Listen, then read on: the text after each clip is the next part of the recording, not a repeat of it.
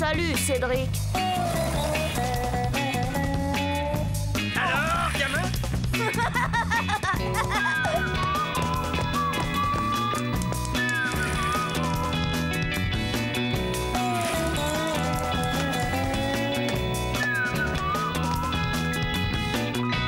Quelle vie on mène tout de même quand on a 8 ans.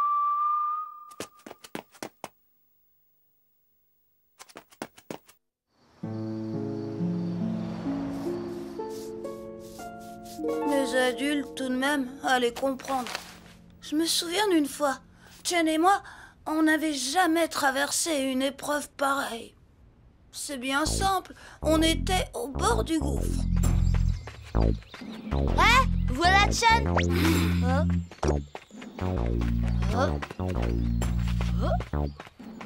Mais c'est Chen. Et alors? Mais enfin, mince dommage, c'est Chen, je te dis.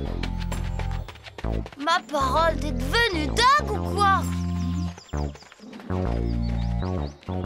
Et elle, c'est pas mieux. Chen m'accusait d'être un horrible jaloux. Tout ça à cause d'une bête histoire de boule puante qu'on me soupçonnait d'avoir glissé dans le cartable de Nicolas. C'était tout de même pas de ma faute si Nicolas avait écrasé les boules puantes en rangeant sa trousse. Seulement voilà, les reproches de Chen avaient été tellement violents que moi aussi je m'étais mis en colère. Et depuis, quelque chose s'était brisé entre nous.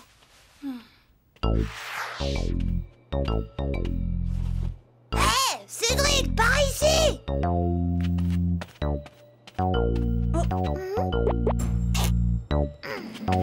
Bon.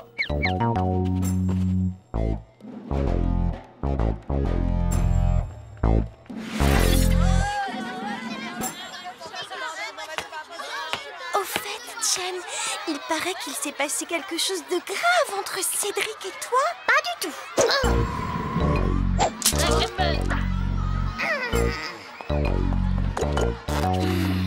Qu'est-ce que tu lui prends? Oh, laisse tomber, tu veux. Bref, on en était à un point où on ne pouvait plus se voir. Alors, quand Monsieur Olivier est venu parler à mes parents d'une sortie avec les kangourous valeureux... Non, j'irai pas! Non, non et non! Cet enfant me rendra folle. T'exagères tout de même, gamin. D'autant que ces sorties en plein air n'ont pas que des mauvais côtés. Ah ouais? Quoi, par exemple? Eh bien, par exemple, il y a gros à parier que ta petite copine sera là. M'en fiche. Ah non, tu ne vas tout de même pas me faire croire que tu ne veux pas voir Chen. M'en fiche, je te dis. Il y a de l'eau dans le gaz avec ta petite vietnamienne? Chinoise, tu m'embêtes avec tes questions, ça te regarde pas d'abord. C'est si grave que ça? Oui, Pépé. Entre elle et moi, c'est fini. Fini? Oui, on est allé trop loin pour se réconcilier. Allons, allons, j'en ai vu d'autres des querelles d'amoureux. C'est pas ça qui empêche les sentiments. Faut savoir faire le premier pas, gamin. S'excuser. Oh non alors, pas question. Mais crénom de tête de pioche, si je m'étais conduit aussi bêtement que ça quand j'étais jeune, jamais je me serais marié avec Germaine. Et toi, tu serais même pas là. Alors, hein?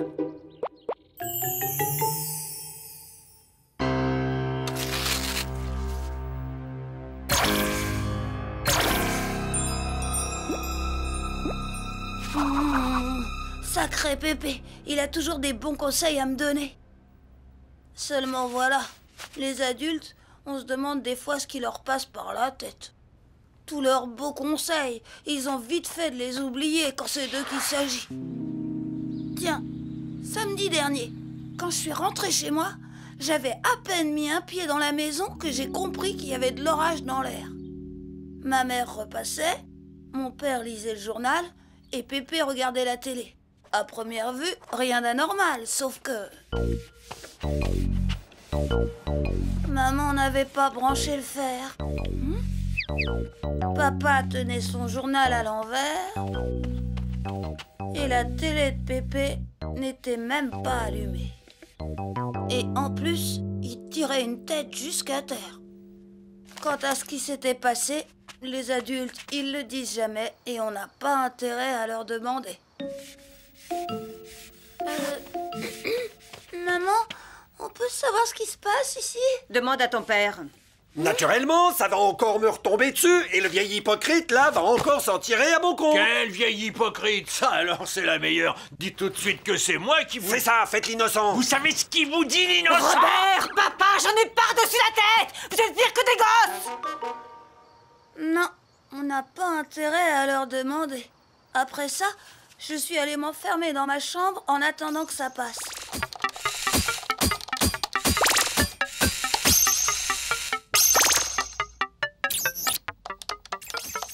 Mais ça n'a pas passé du tout.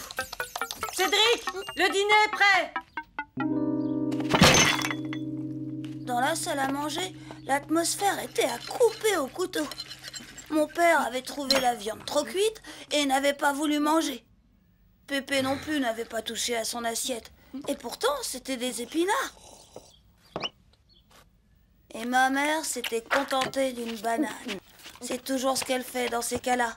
Elle dit qu'elle a une boule dans l'estomac. Moi, j'étais vite retournée me réfugier dans ma chambre avec une boîte de biscuits. J'espérais que les grands allaient profiter de la soirée pour se réconcilier.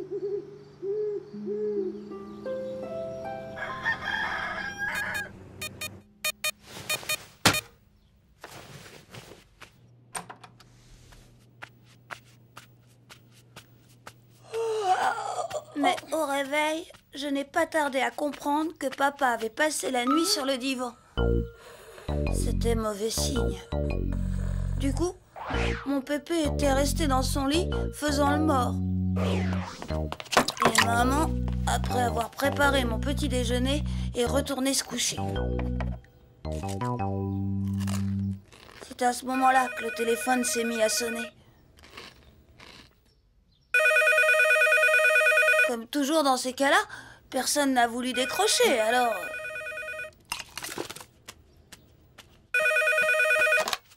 Allô? Moi, c'est Cédric Dupont. Mon papa? Non, je peux pas vous le passer. Hier, il s'est disputé avec maman et il a passé la nuit sur le divan. Il dort encore. Hein? Ma mère? Ah, non plus. Elle m'a préparé mon petit déjeuner et est retournée se coucher. Pépé? Oh, pas mieux. Il parle plus à personne. Même que c'est dommage que ce soit lui qui soit resté. Ma mémé, elle m'aurait sûrement pas laissé tomber comme ça, elle. Cédric, qui c'était? Je sais pas. Mais qu'est-ce qui t'a pris d'aller étaler notre vie privée devant tout le monde? C'est vrai, les histoires de famille, on va pas les crier sur les toits. On a l'air de quoi maintenant, hein?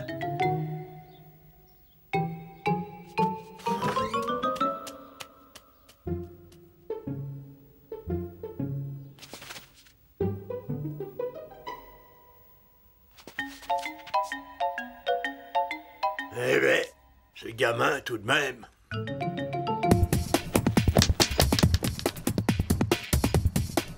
Après ça, ils se sont tous remis à se parler, et plutôt 2 fois qu'une. Ils étaient tellement occupés à chercher qui pouvait bien avoir pu se trouver à l'autre bout du fil qu'ils avaient complètement oublié leur querelle. Le plus drôle, c'est que moi non plus, je sais pas qui c'était. Quand j'ai dit mon nom, la dame a dit « Excusez-moi, c'est une erreur. » et elle a raccroché. Moi, j'ai continué à parler tout seul, mais ça, les autres le savaient pas. N'empêche, après ça, mon pépé a décidé de prendre mon destin en main, comme il dit.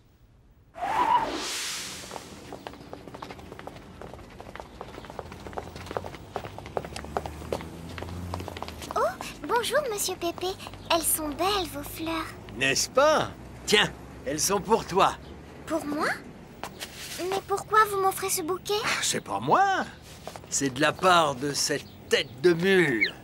Cette tête de mule qui s'entête à ne plus vouloir t'adresser la parole, alors qu'il a des tas de choses à te dire. Par exemple, qu'il regrette ce qui s'est passé entre vous.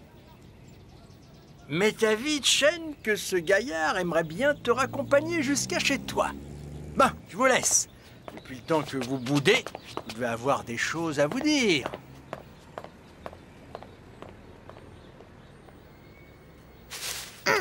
Chen! Attends!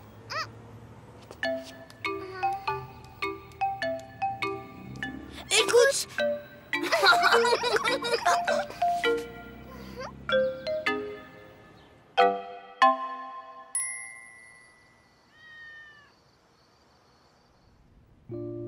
Ça a été difficile, mais on a recommencé à se parler. Chen aussi regrettait les mots qu'on s'était lancés à la figure ce jour-là dans la cour. Ça nous avait rendus tellement malheureux tous les deux, mais aussi tellement heureux de nous retrouver.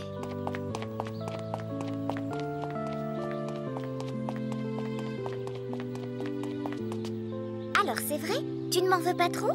Pas du tout, et toi? Moi non plus, Cédric.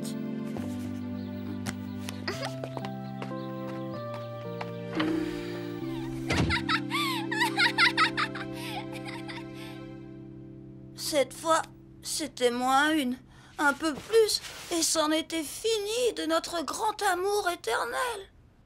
N'empêche, il faudra que je note ça dans mon journal. Le truc du premier pas à faire pour quand Chen et moi on sera adultes. Parce que j'ose pas imaginer ce qui se passerait si j'oubliais. Monsieur Cédric Dupont, voulez-vous prendre pour épouse Mademoiselle Chen Liaoping, ici présente? Pas question. Mademoiselle Chen Liaoping, voulez-vous prendre pour époux Monsieur Cédric Dupont, ici présent? Oh là là. La vie c'est vraiment compliqué quand on a 8 ans et qu'on est amoureux.